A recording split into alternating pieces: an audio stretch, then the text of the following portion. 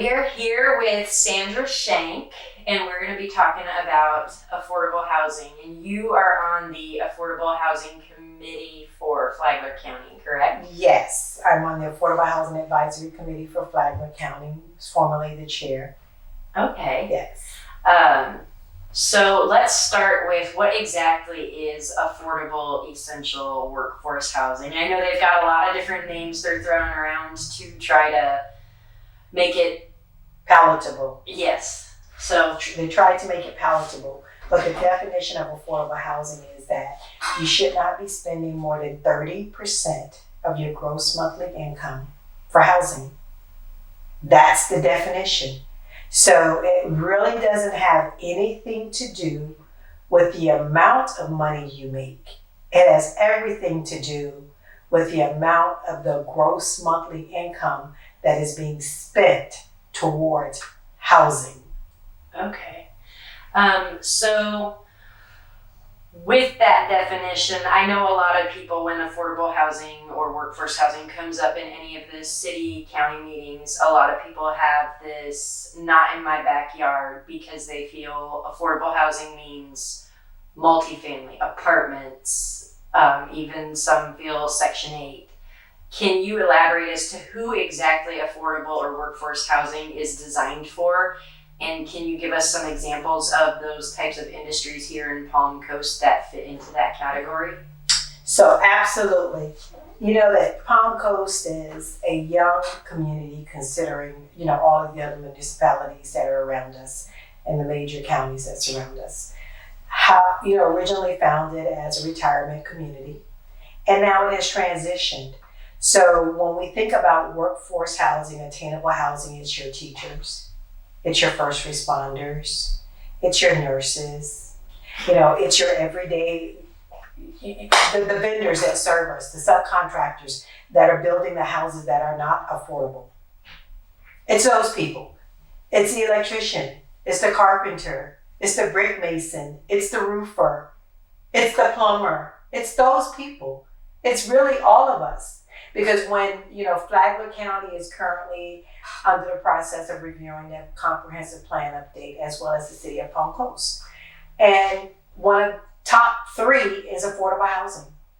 And I remember when I went to the first community meeting for Flagler County in the hammock, that was one of the first things that the people that attended was affordable housing, because you have an aging community as well. So now you have people that are trying to live on their retirement funds, and with the cost of housing escalating, it's not affordable. So even if people attempt to downsize or they move into an HOA, you have those additional association fees. And that, again, prices people out of the market. So I like for people to really understand what affordable housing is. Again, I'm going to keep saying it's 30% of your gross monthly income is what you should be spending on housing. Of course, when people purchase, the debt to income ratio, they will allow much higher than that, but that's also why we see foreclosures. But a lot of times people don't look at foreclosures as a result of people not living affordably. Yeah. Okay. Do you happen to know any of the general salary ranges of some of these everyday workers, like city employees or county employees or teachers? Do you happen to know what the salary ranges are for any of those? Well, I cannot give you a definitive answer on that. I do know that the governor just did sign increasing teacher salaries. So that is the plan. But I would assume the area gross monthly, the area median income is probably somewhere around $60-something thousand here. So that gives you an idea as to where we are right now with affordable housing, with the area median income. And when you look at that, most people that are working in the fast food industry probably average about $15 an hour, right? Mm-hmm. People that are working in the service industry, such as you go to Walmart, you go to Publix, you go to Winn-Dixie, those people are making between $15 to $19 an hour. And so if you would take into consider that as a gross income, once their taxes and everything, their net income is significantly reduced. It's impacted by that. And so the fact that we don't have a transportation system, people must have an automobile, right? And so oftentimes when I hear people say, okay, if you go down US 1, the largest food pantry in the county, you will see nice cars in line. And I say to people, don't judge people by the cars that they're driving, because we have to have reliable transportation, because we don't have a transportation system. So when you look at that 30% housing allowance, right? And then we are in a state where insurance costs are going up for not only housing, but for automobiles. So if you're saying that your housing should not exceed 30% in an increasing industry, you are now pricing people out because you're paying more for vehicle expense than what they normally would be paying, which then increases that 30% even more. So this is why people end up having to be homeless, which in our county, because we don't see people living under bridges and the numbers that we see in other areas, they think it's not homelessness. But you're having families having to double up, triple up in order to live. You have professional people that are, Valerie Clymer, who's a mortgage broker, and she's the vice chair of the Affordable Housing Advisory Committee. She always says that she's working with people who are living in their cars. That could be teachers, police officers. I heard something recently where first responders, firefighters, the suicide rate was increasing because not being able to find a place to live. So during the hours that they're on duty, they have shelter. They're sheltered. When they're not on duty, they're having to live out of their vehicles and so forth and so on. So again, if we call it workforce housing, that's everybody you go to. Next time you walk into the grocery store and the cashier that's checking you out, that person has a right to live where they work. So if we approached Winn-Dixie, Publix, Aldi's, or Walmart, and there was a sign on the door that said closed, because they don't have anyone to work to serve us, because they can't afford to live here, then I think we'll realize that it's not just Section 8 housing. It's not just project housing. And there's nothing wrong with multifamily housing. There are people that cannot afford the overhead expense of living in a single family home. Those responsibilities that come with that. So I think that we have to look at, not everybody wears the same size shoe. Not everybody wears the same size clothing. Not even everybody likes the same designers. So why should we try to force everybody into a certain type of housing? We need diversity in housing, just like we want diversity in everything else. Okay, so since you brought up apartments, a lot of people have that not in my backyard mentality when it comes to multifamily, and in some cases it does beg the question, why put an apartment complex in the middle of a single family home development neighborhood? Mm-hmm. But can you elaborate as to how not all or most of the apartments approved for construction here are not necessarily affordable housing? Well, I can tell you this, the affordable housing developments currently in Flagler County and currently in the city of Palm Coast, within the city of Palm Coast, are in town center, okay?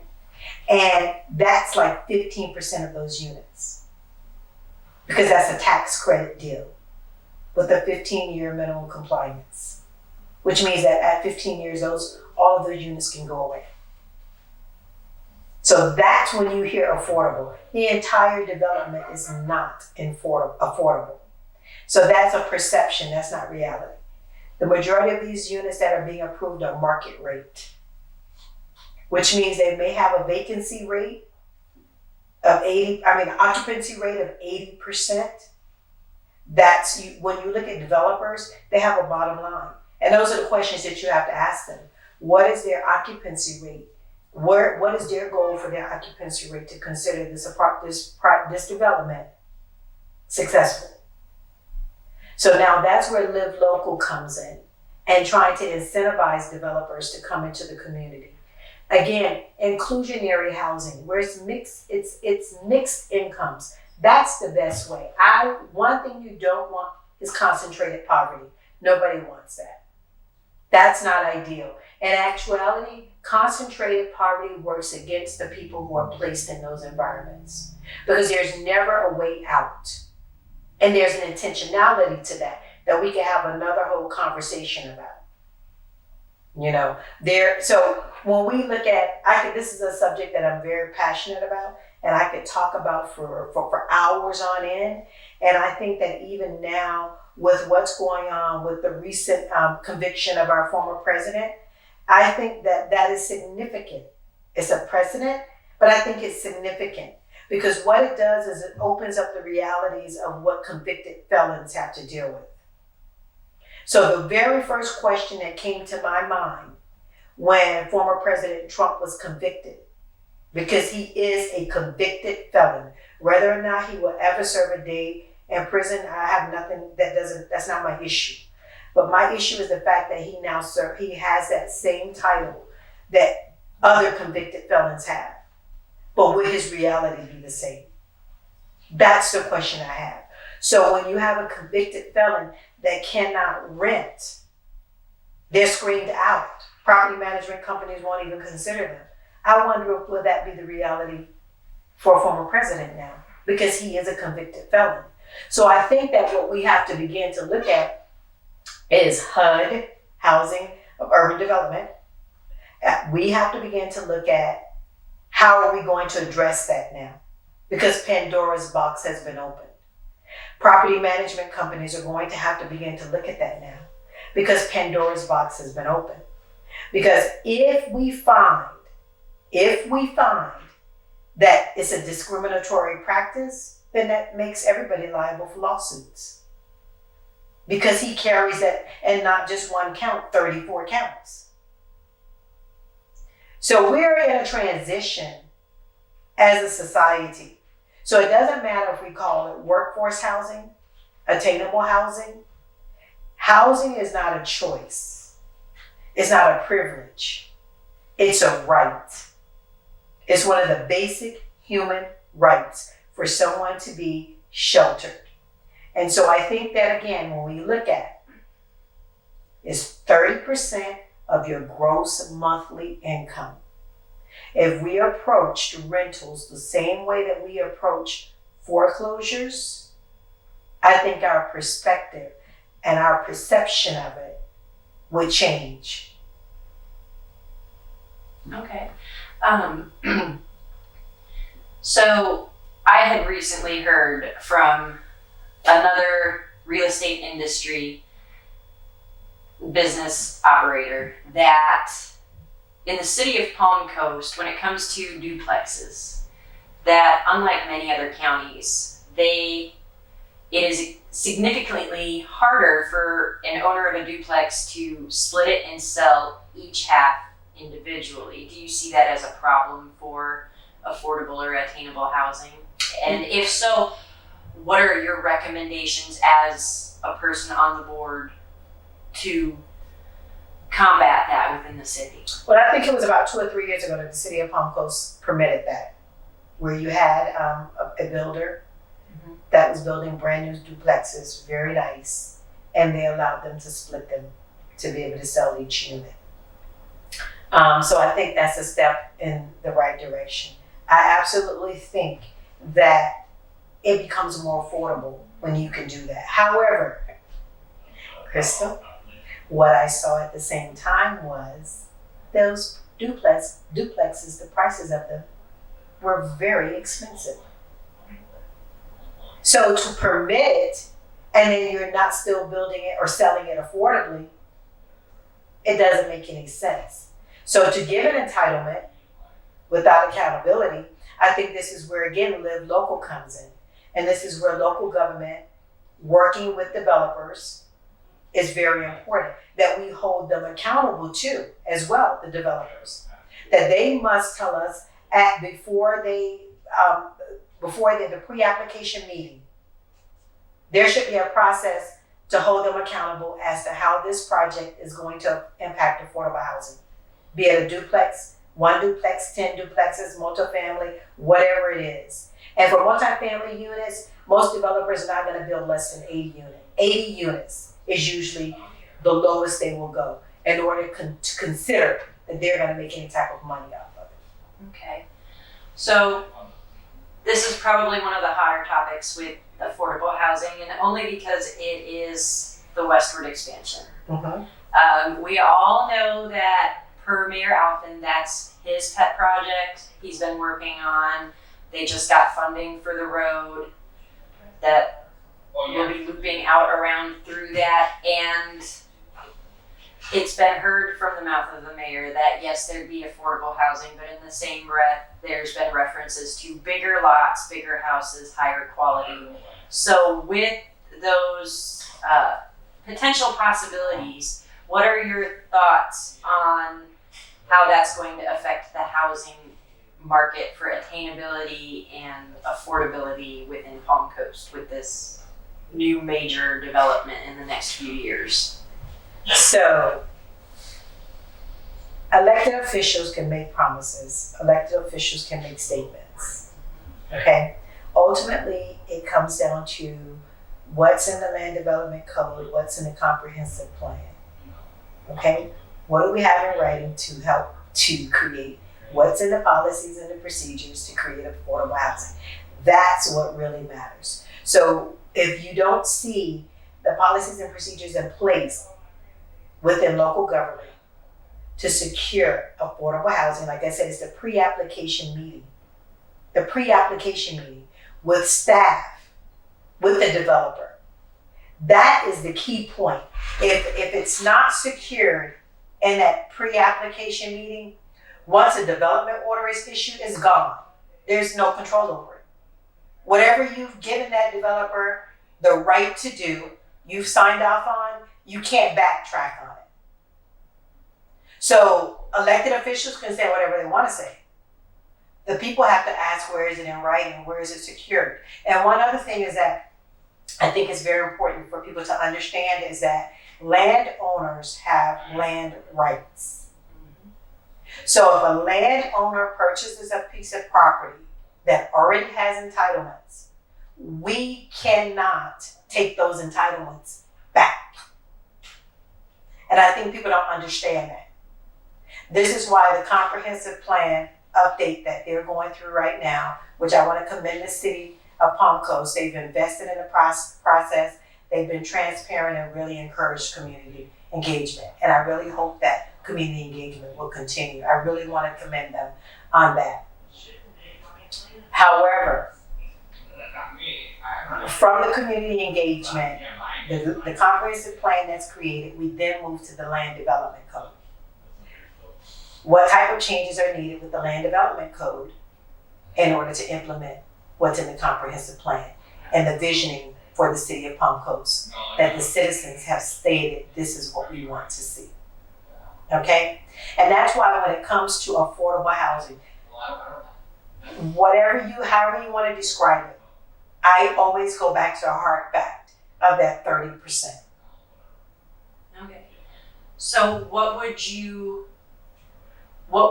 urge residents of Flagler County and Palm Coast to do in order to make sure that there's a wide array of not just housing for the ones with the higher incomes, but your average everyday workers?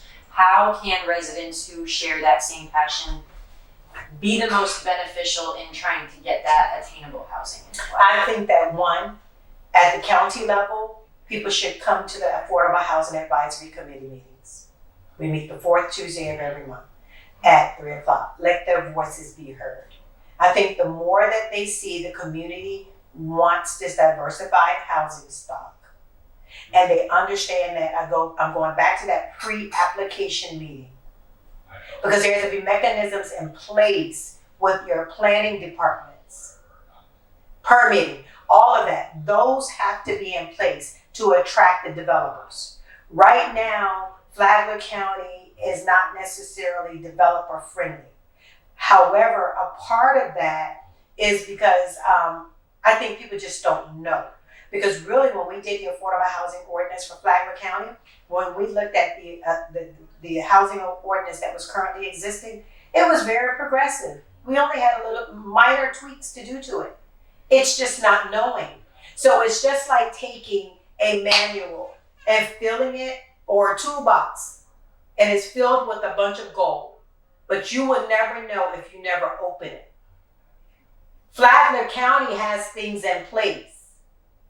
The box just has never been opened. And it hasn't been opened by staff to promote to developers that yes, we want you to come here with this diversified housing stock. And again, I'm going to say diversified housing stock because you do not want concentrated poverty. I'm not an advocate for that. How do you encourage someone with upward mobility? It's by having a diversified community. So you have that person who may be the first generation home buyer and their family. They move into a community where you have the retiree who has owned, this may be their third home. They know the value of property maintenance, curb appeal. They know how to make the repairs. So then you have this first gen home buyer with this neighbor. It's intergenerational. You understand what I'm saying? So now you're learning from this experienced home buyer. You're aspiring to more. You're aspiring to better. That's what we need. It's almost like home ownership mentorship. Okay. And what would you say to residents who are maybe less than enthusiastic about having diversified housing? Is there something you would say that would hopefully change their mind or their perspective? Yes, I would say opportunity. And remember, the restaurants that you eat in, the person that's maintaining your lawn, the police officer that's keeping your streets safe, the school teacher that's teaching your child, those people, when you check out, the cashier that's checking you out at the grocery store, all of those people deserve to have a place to live that's affordable. When you don't have affordable housing, it impacts families. The divorce rate goes up. One of the main reasons people get divorced is because of finances. Mm-hmm. Finances is if we can't pay the rent, mom and dad stressing out about it. The fact of the matter is we live in a county that have one of the highest suicide rates in the state. That's a fact. You know, we live in a county where people are ODing. That's a fact. That's why Sheriff Staley is working so hard to try to clean up the streets. So you show people the facts. Now there are going to be people that no matter what you show them, they live in a different reality. Oftentimes they make a lot of noise, but I would suggest to you, they are not the majority in that belief. Okay. And the last question is, how do you feel that the county and the city is failing to bring in the affordable housing? And do you actually see attainable solutions that the municipalities can embrace? Sorry, I swallowed. I think they failed because I think they were failing because no one was holding them accountable. Like I stated, when I joined the Affordable Housing Advisory Committee back in 2017, I believe it was now, one of the roles that they did was basically approved work orders to remodel houses of people that were in lower income. The true advocacy for affordable housing really wasn't there. That has changed significantly. So we are now, last year our county sent our SHIP administrator and the assistant to the Florida Housing Conference. I've gone to the Florida Housing Conference for the past 4 or 5 years. Flagler County has done that. City of Palm Coast, they are investing in sending their employees to learn about how to certify people for eligibility. So our city and our county, they're making significant strides. Sometimes it's just like this, Crystal. A baby may have the ability to sit up, to crawl, to walk. However, if you don't encourage it to do so, those skills don't develop, right?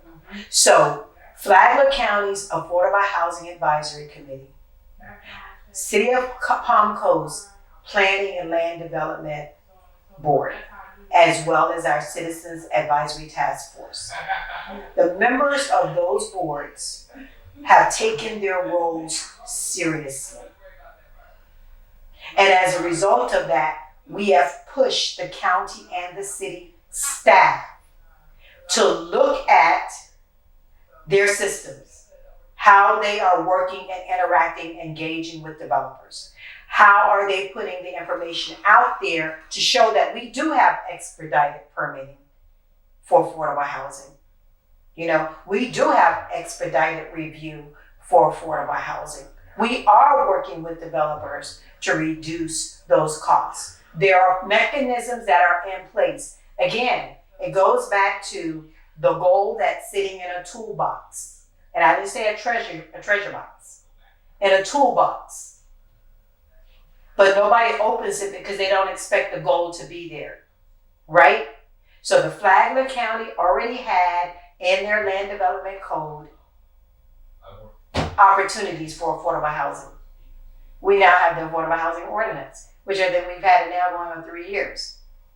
The problem is marketing it, making it aware. So that PR that's been released, that's significant. So I would say to people, our county and our city, they're making strides in the right direction to attract developers. How can the citizens get engaged and what that process looks like? One is information, accurate information, educating themselves on what affordable housing is not. And keeping that figure 30% of their gross monthly income. So if you're making $2,000 a month, your rent shouldn't be more than $600. So how do we affect that? Property management companies, understanding at the bottom line they want money. I understand that. But when a homeowner signs a contract with you for you to manage their property, you also have a due diligence and a responsibility to this community to educate them. If you're going to charge $2,000 a month for rent for somebody whom their salary says they cannot pay but $600 a month, you're going to spend money on eviction. Your property is going to be empty. Those are facts. You understand? So would you rather a long-term reliable tenant with placement stability where you're preserving a family or a single mom with children or a single dad with children? So you may be charging them $1,200 a month, okay? The fair market rate may say that you can make $1,800 a month. But what's more valuable?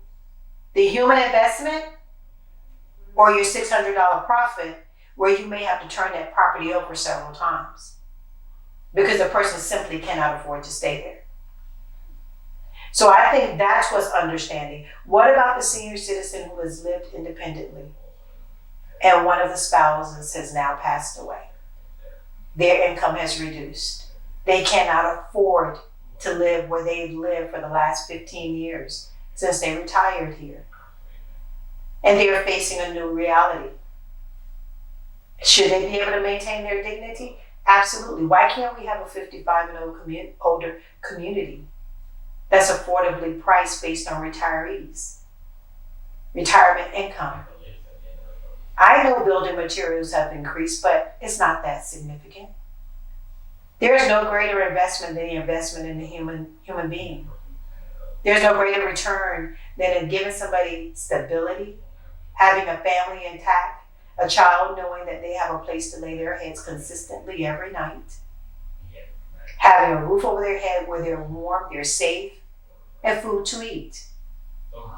That's a basic human right.